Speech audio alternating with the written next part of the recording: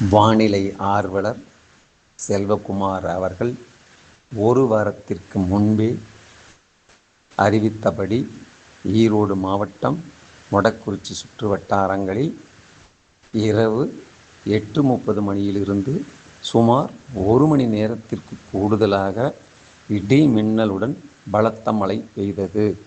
மழையின் அளவு சுமார் 5 முதல் 6 சென்டிமீட்டர் வரை பதிவாகியிருக்கலாம். வணக்கம். செல்வகுமாரின் அதிகாலை வானிலை ஆய்வறிக்கை. அதிகாரப்பூர்வ வானிலை அறிக்கைக்கு இந்திய வானிலை ஆராய்ச்சித்துறை அறிக்கையை பார்க்கவும். 2026 மே 1 அதிகாலை நிலவர வானிலை பதிவு. நேற்றைக்கு ஒட்டுமொத்த மேற்கு தொடர்ச்சி மலை மாவட்டங்கள்லையும் கர்நாடக எல்லையோர மாவட்டங்கள்லையும் அதனையும் தாண்டி ஆந்திர எல்லையோர மாவட்டங்கள் திருப்பத்தூர், வேலூர் மற்றும் அதற்கு உள்ளேயும் திருவண்ணாமலை மற்றும் காஞ்சிபுரம் மாவட்டத்தின் ஒரு சில பகுதிகளுக்குமே மழைப்பொழிவு கொடுக்க தொடங்கிவிட்டது. கிருஷ்ணகிரி, தருமபுரி, சேலம், நாமக்கல் மற்றும் ஈரோடு, நீலகிரி, கோயம்புத்தூர், திருப்பூர், திண்டுக்கல் மாவட்டத்தோட மேற்கு பகுதி மற்றும் கொடைக்கானல் மலைப்பகுதி, தேனி, மதுரை, விருதுநகர், தென்காசி, திருநெல்வேலி, கன்னியாகுமரி இத்தனை மாவட்டங்கள்லையும் நேற்றைக்கு மழை அதிகபட்சமா 8 to 10 சென்டிமீட்டர் வரைக்கும் பெய்திருக்கிறது. ஒதுக்கி இந்த மழைப்பொழிவு இன்றைக்கு மேலும் பரவலாக இருக்கிறது. இன்றைக்கு பார்த்தீங்கன்னா மேற்கு தொடர்ச்சி, அதாவது கடந்த 2 நாட்களுக்கு முன்பு, அதாவது நேற்று முன்தினம், அதற்கு முந்தைய நாள்லாம் கர்நாடக எல்லையோர, கேரள எல்லையோரத்திலையும் கேரளாவிலையும் கர்நாடகாவிலையும் பொழிந்து வந்தது. படிப்படியாக தமிழ்நாட்டுக்குள் வரும் என்னும் வந்துவிட்டது.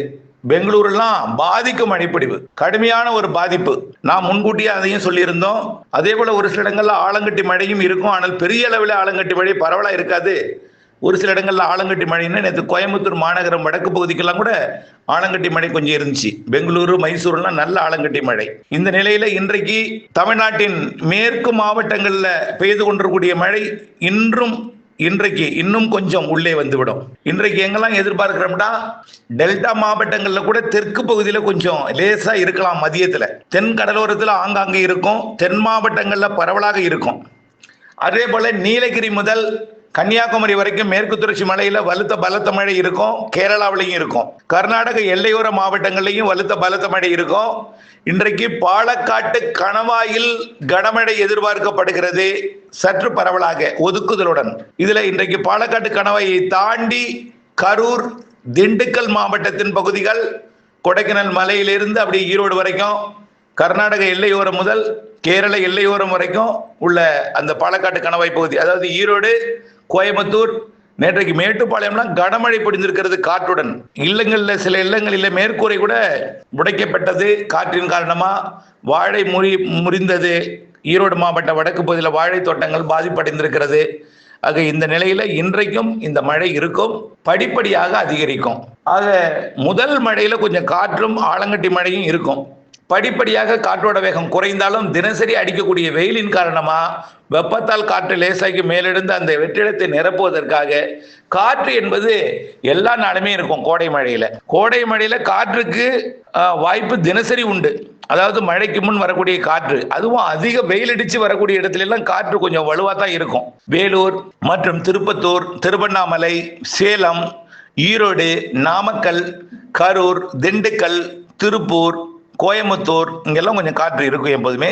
தென் மாவட்டங்களில் கொஞ்சம் காற்றோட வேகம் குறையும். ஏன்னா தென் மாவட்டங்கள்லையும் வெயில் அடிக்குது. பாளையங்கோட்டை, கோவில்பட்டி, சிவகாசி மற்றும் விருதுநகர், மதுரை எல்லாம் வெயில் இருந்தாலும் இதை விட கூடுதல் வெயில் கரூர், பரமத்தி மற்றும் பரமத்தி, வேலூர், ஈரோடு, காவிரி கரையோரமா பகுதிகள் எல்லாமே, நாமக்கல் மாவட்டம் ராசிபுரம், நாமக்கல் வரைக்கும் கூட வெயில் அதிகமா இருக்கு. இந்த வெயில் காரணமா இந்த பகுதியில் மழை வந்தால் காற்றுடன் மழை வரும். அச்சப்பட வேண்டாம்.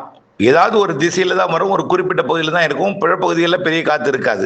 ஏதாவது ஒரு வழித்தடத்தில் வந்து அந்த குறைந்த அழுத்தத்தை நிரப்பிவிட்டா அப்புறம் காத்து வராது, நின்றுடும். அப்புறம் மழையா தான் இருக்கும். இன்றைய மழைப்பொழிவு உள் மாவட்டங்கள்ல பெரும்பாலான மாவட்டங்கள், திண்டுக்கல், திருப்பூர் மாவட்டங்கள்ல இன்றைக்கு காற்று கணவாய் பகுதிகளுக்கு இன்றைக்கு, அதாவது காற்று பகுதி கணவாய் பகுதின்னு அழைக்கக்கூடிய பகுதியில் இன்றைக்கு கோடை மழை சற்று வலுத்து பெய்யும் என்று எதிர்பார்க்கப்படுகிறது. நாமக்கல், ஈரோடு, சேலம் மற்றும் கரூர், திருச்சி மாவட்டத்தோட தெற்கு பகுதி, அதாவது மணப்பாறை உள்ளிட்ட பகுதிகளுக்கும் துறையூர் உள்ளிட்ட பகுதிகளுக்கும் கிழக்கு பகுதிக்கு போராடி முன்னேறும். அதாவது எங்கன்னா திருவெரும்பூருக்கு கிடைக்க வரக்கூடிய பகுதி. ஆனால் திருச்சி மாநகரை விட கரூர், நாமக்கல், சேலம், ஈரோடு, திண்டுக்கல், திருப்பூர், கோயம்புத்தூர் மற்றும் மதுரை, கொடைக்கானல் மலைப்பகுதி உட்பட தேனி, திண்டுக்கல் மாவட்ட கொடைக்கானல் மலைப்பகுதி, அதேபோல தேனி மற்றும் மதுரை மாவட்டம், விருதுநகர் மாவட்டத்துக்கு இன்றைக்கு கனமழை காத்திருக்கிறது. மாலைக்கு மேல் மெல்ல அது கடலோரத்தை நோக்கி முன்னேறும். நள்ளிரவிலே அந்த மழை திருச்சி மாவட்டத்தின் கிழக்கு பகுதி, பெரம்பலூர் மற்றும் தஞ்சாவூர் மாவட்டத்தின் பகுதிகள், புதுக்கோட்டை மாவட்டத்தோட புதுக்கோட்டை, ஆலங்குடி உள்ளிட்ட பகுதிகளுக்கும் அதையும் தாண்டி ஒரத்த நாட்டுக்கு கூட இன்றைக்கு மழை வாய்ப்பு பிரகாசமா தெரியுது. இந்த நாகப்பட்டினம் மாவட்டத்துக்கு மட்டும் இன்றைக்கு தெற்கு பகுதிக்கு வாய்ப்பு இருக்கு, ஆனால் உறுதி இல்லை. நாகப்பட்டினத்திற்கு போராடி முன்னேறுவரால தொடங்கிட்டா தினம் மழை இருக்கும், தொடங்கிட்டா மழை இருக்கும். ஆனால் கொஞ்சம் கொஞ்சமா தான் முன்னேறணும்னு சொன்னோம். முதல்ல மேற்கு தொடர்ச்சி மலையில தொடங்குனுச்சு, மேற்கு தொடர்ச்சி மலை மாவட்டங்கள்ல தொடங்குனுச்சு. பிறகு இப்ப மேற்கு தொடர்ச்சி மலை மாவட்டங்களுக்கு அடுத்து இருக்கக்கூடிய மாவட்டங்களுக்கு தொடங்கியிருக்கு. இப்ப உள் மாவட்டங்களுக்கும் தொடங்கிடுச்சு. இப்போ வங்கக்கடலோர மாவட்டங்களுக்கு வரப்போகுது. இன்றைக்கு தஞ்சாவூர், திருச்சி, புதுக்கோட்டை மற்றும் சிவகங்கை மாவட்டம், ராமநாதபுரம் மாவட்ட கடலோரம் வரைக்கும் கூட இன்றைக்கு வந்து கொடுக்கலாம். நாளை சனிக்கிழமை அதே போல விழுப்புரம் மாவட்டத்திற்கும் திருவண்ணாமலை, கள்ளக்குறிச்சி மாவட்டத்திற்கும் இன்றைக்கு கொடுக்கலாம். ஆனால் நாளைக்கு சனிக்கிழமை இன்னும் முன்னேறி கிழக்கு நோக்கி வரும். நாளைக்கு டெல்டா மாவட்டங்களின் கடலோர பகுதிகளுக்கு கொடுக்கலாம். உறுதியாக 3ஆம் தேதி ஞாயிற்றுக்கிழமை கடலோரம் வந்துவிடும். ஞாயிற்றுக்கிழமை, திங்கட்கிழமையிலிருந்து இன்னும் பரவலாக இருக்கும். திங்கட்கிழமையிலிருந்து நல்ல மழை பொழிவு கொஞ்சம் பரவலாக கிடைக்கும். திங்கட்கிழமை, அதாவது தேர்தல் வாக்கு எண்ணிக்கை நாளில் இருந்து, நினைவுக்காக இந்த நாளை சொல்றேன், அச்சப்பட தேவையில்லை. 4ஆம் தேதியிலிருந்து மாத இறுதி வரைக்கும் நல்ல ஒரு மழைப்பொழிவு பரவலாகவே கொடுக்கும். பரவலான தினசரி எல்லா இடத்துக்கும் பெய்யாது, மழை காலத்துல கூட அப்படி பெய்யாது. ஆனா இருந்தாலும் கொஞ்சம், அதாவது பெய்யாத இடங்களுக்கும் பெய்யும் அப்படி சொல்லலாம். எந்த இடத்திற்கும் பிரச்சனை இல்லாம கொஞ்சம் போராடி கடலோரம் வரைக்கும் வந்து வடகடலோரத்திற்கும் சென்னைக்கும் திருவள்ளூருக்கும் அடிக்கடி பெய்யும். ஆனால் திருவள்ளூர், சென்னை, செங்கல்பட்டுக்கு ரொம்ப தமிழ்நாட்டிலே குறைந்த வாய்ப்பு தான். ஏன்னா கிழக்கு தென்கிழக்கு திசை காற்று வங்கக்கடலோரம், அதாவது டெல்டாவில் நுழைவது, அது போய் கடலூர் மாவட்டத்துக்கு வெப்பத்தை உயர்த்தது. கடலூர் மாவட்டம் மற்றும் புதுச்சேரி பகுதியில் நுழையக்கூடிய காற்று, வடக்கு பகுதியில் நுழையக்கூடிய காற்று அப்படியே போய் வேலூருக்கும் திருப்பத்தூருக்கும் காஞ்சிபுரத்தோட பகுதிகளுக்கும் அதே போல திருத்தணி உள்ளிட்ட திருவள்ளூர் மாவட்ட பகுதிகளுக்கும் வெப்பத்தை உயர்த்தது.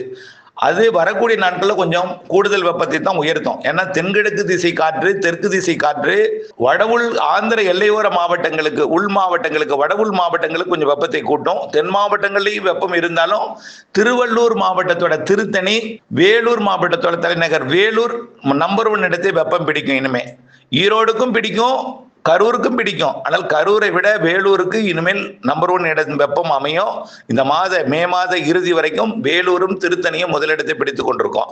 ஆனால் அந்த வெப்பம் சென்னைக்கு கொஞ்சம் வாட்டும். ஏன்னா இந்த திருவள்ளூர் மாவட்டத்தோட திருத்தணியை ஒட்டிய பகுதிகளுக்கும் காஞ்சிபுரம் மாவட்டத்தோட மேற்கு பகுதிக்கும் அப்படியே கொஞ்சம் கொஞ்சமா காஞ்சிபுரம் மாவட்டத்தோட அப்படியே இந்த குன்றத்தூர் இந்த பகுதிகளை கொஞ்சம் கூடுதல் வெப்பத்தை கொடுக்கும். ஏன்னா மீனம்பாக்கத்துக்கு அருகே உள்ள பம்மல், மீனம்பாக்கம், அதன் சுற்றுவட்டார பகுதியில் கூடிய கிண்டி, அதன் சுற்றுவட்டார பகுதி அனகாபுத்தூர் மற்றும் குன்றத்தூர், அதனை ஒட்டியுள்ள பகுதிகள்லாம் கொஞ்சம் வெப்பம் அதிகமா இருக்கும். ஏன்னா மரங்கள் குறைவாக இருக்கு. கொஞ்சம் மீனம்பாக்கம் என்பதனால ஓடுதளம் இருக்கிற காரணத்தினால கொஞ்சம் பொட்டல் வெளியா இருக்கிறதுனால கொஞ்சம் உணரும் வெப்பம் கொஞ்சம் அதிகமா இருக்கும். ஆனா நுங்கம்பாக்கம் அப்படியே தலைகீழா இருக்கும். புரியுதுங்களா? நுங்கம்பாக்கம் 37 டிகிரி 36 டிகிரி தான் இருக்கும். ஆனா மீனம்பாக்கம் 100 டிகிரி 101 டிகிரி வரைக்கும் போகும். மீனம்பாக்கம் மட்டும்தான் சென்னைக்கு கொஞ்சம் அச்சுறுத்தும் வெயில் இருக்கும். ஏன்னா மரங்கள் இல்லாத காரணத்தினாலே. பிற பகுதிகளில் கடலோரம்னா கொஞ்சம் இயல்பான வெப்பம், தென்கிழக்கு தெற்கு திசை காற்று வந்து கொஞ்சம் மாலையில நல்லாவே தணிக்கும். பகல்ல கொஞ்சம் வெயில் அதிகமா இருந்தாலும் சில மணி நேரங்கள் தான் இருக்கும். இரவு நேரத்தில் குளிர்ந்த சீதோஷ்ண நிலை நிலவும். மழைப்பொழிவை பொறுத்த வரைக்கும் 3ஆம் தேதிக்கு பிறகு சென்னை உள்ளிட்ட டெல்டாவின் கடலோரம் உள்ளிட்ட பகுதிகளுக்கு வரும். இன்றைக்கு நெருங்கும், நாளைக்கு கண்டிப்பா நெருங்கும் டெல்டாவை. டெல்டாவின் உள்பகுதிகளுக்கு அடிக்கடி பெய்தாலும் கடலோரத்தை எட்டுவது என்பது 3ஆம் தேதி 4ஆம் தேதி எட்டும் என்று எதிர்பார்க்கப்படுகிறது. தொடர்ந்து மாத இறுதி வரைக்கும் இந்த வெப்பச்சலன இடிமழை எல்லா மாவட்டங்களுக்குமே இருந்துட்டே இருக்கும். ஆனா எல்லா மாவட்டங்களுக்கும் இருந்தாலும் ஒவ்வொரு நாளும் ஒரு குறிப்பிட்ட பகுதியை மையமாக வைத்து அமையும். ஒரு நாள் பார்த்தீங்கன்னா தென் மாவட்டங்கள் அதிகம் இருக்கும், ஒரு நாள் மேற்கு தொடர்ச்சி மலையில் அதிகம் இருக்கும், ஒரு நாள் கர்நாடக எல்லையோரம் கூடுதலாக இருக்கும், ஒரு நாள் ஆந்திர எல்லையோரத்துக்கு இருக்கும், ஒரு நாளைக்கு அனைத்து உள் மாவட்டங்கள் இருக்கும், ஒரு நாள் வங்கக்கடலோரம் வரைக்கும் உள் மாவட்டங்கள்லேருந்து மழை வரும். இப்படியே மே மாதத்தில் மழைப்பொழிவை கொடுக்க போகுது. அதே போல 2 நிகழ்வுகள் நாம் எதிர்பார்த்துட்டு இருக்கோம். வங்கக்கடல் ஒரு நிகழ்வு, அரபிக்கடல் ஒரு நிகழ்வு. அரபிக்கடல் நிகழ்வு கேரளாவுக்கு மழைப்பிடிப்பை கொடுத்து விட்டு மேற்கு தொடர்ச்சி மலைக்கு மழைப்பிடிப்பை கொடுத்து விட்டு விலகி செல்லும்.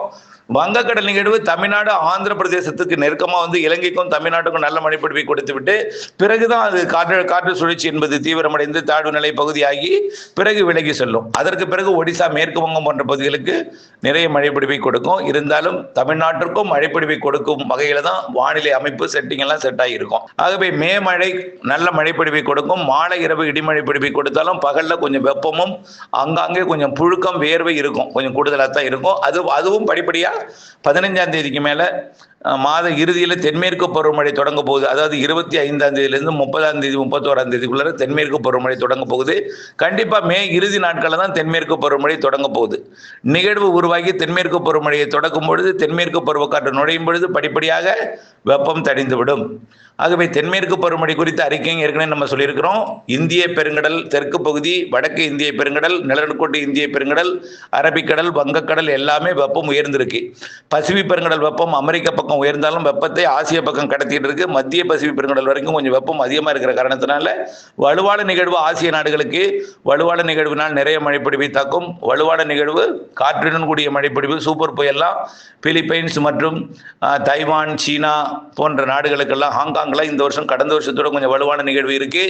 ஆசியாவை பொறுத்த வரைக்கும் இப்படி இருக்கு. இந்திய தீபகற்பத்தை பொறுத்த வரைக்கும் இந்திய பெருங்கடல் வெப்பத்தை பொறுத்தாமையும் இந்திய பெருங்கடலுக்கு நிலநடுக்கோட்டுக்கு தெற்கிருந்து தென்மேற்கு பருவக்காற்று வரும் என்பதனால நீராவியை சுமந்து வரக்கூடிய காற்று கூடுதல் நீராவியை சுமந்து வந்து வட இந்திய நிலப்பகுதி மற்றும் ஒடிசா கரையோரம் உருவாகக்கூடிய தாழ்வின் காரணமாகவும் அரபிக்கடல் தாழ்வின் காரணமாகவும் நல்ல ஒரு நீராவி சுமந்து வரும் காற்று கேரளா, கர்நாடகா உள்ளிட்ட மேற்கு தொடர்ச்சி மலை மாநிலங்களுக்கும் வட இந்திய இமயமலை ஒட்டிய வடகிழக்கு மாநிலங்களுக்கெல்லாம் நிறைய மழைப்பிடிப்பை தர இருக்கிறது. இந்த கோடையிலேயே வடகிழக்கு மாநிலங்களுக்கு பாதிக்கும் மழைப்பிடிப்பே தெரியுதுங்க. இந்த கோடையிலேயே வரக்கூடிய நாட்களிலேயே வடகிழக்கு மாநிலங்களுக்கு அச்சுறுத்தும் பாதிக்கும் மழை தெரியுது.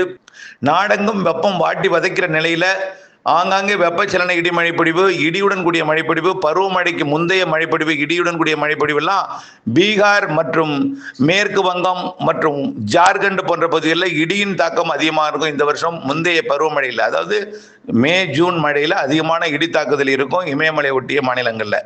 தமிழ்நாட்டுக்கும் அப்படித்தான். மேற்கு தொடர்ச்சி மலையை ஒட்டிய பகுதிகளில், கர்நாடக எல்லையோர பகுதிகளில் இடியின் தாக்கம் கொஞ்சம் கூடுதலாக இருக்கும். மழைப்பிடிப்பை பொறுத்த வரைக்கும் சொல்லிட்டேன், மே மாதம் முழுவதுமே மழை இருக்கும். ஆனால் தினம் ஒரு இடத்துல பெய்யாது. மாலை வந்துவிட்டால் மழை வந்துடும். பகலில் புழுக்கமும் வேர்வையும் கொஞ்சம் வெயிலும் இருக்கும். அதிக வெயில் என்பது ஆந்திர எல்லையோர மாவட்டங்கள் வேலூர் மற்றும் திருத்தணி உள்ளிட்ட திருவள்ளூர் மாவட்டத்தின் மேற்கு பகுதி மற்றும் சேலம், நாமக்கல் மற்றும் கரூர், ஈரோடு போன்ற பகுதிகளுக்கும் திருச்சி உள்ளிட்ட பகுதிகளுக்கும் வெப்பம் மிகுந்திருந்தாலும் மழை வந்து தினசரி குளிர்விக்கும். மீண்டும் அடுத்த நாள் புழுக்கத்துடன் கூடிய வேர்வையுடன் கூடிய வானிலையாக நீடிக்கும். மந்த வெயிலும் வியர்வையும் இருக்கும். பெரும்பாலும் பல இடங்களில் வெயில் இருந்தாலும் ஆந்திர எல்லையோர மாவட்டங்களுக்கு தான் வெயில் அதிகமாக இருக்கும். கிழக்கு கடலோரத்துக்கு பெருசாக வெயில் இருக்காது. மீனம்பாக்கம் மட்டும் கொஞ்சம் கூடுதல் வெயில் இருந்தாலும் அங்கும் இடிமழை பிடிவு வரப்போகிறது. கவலைப்படாது. இணைந்தே இருங்கள் அப்டேட்ஸுடன். மீண்டும் சொல்றது ஒரே வார்த்தை தான், ஒதுக்கி தான் பெய்யும். அட்டிய டைம்ல எல்லா இடமும் பெய்யாது, ஒதுக்கி தான் பெய்யும்.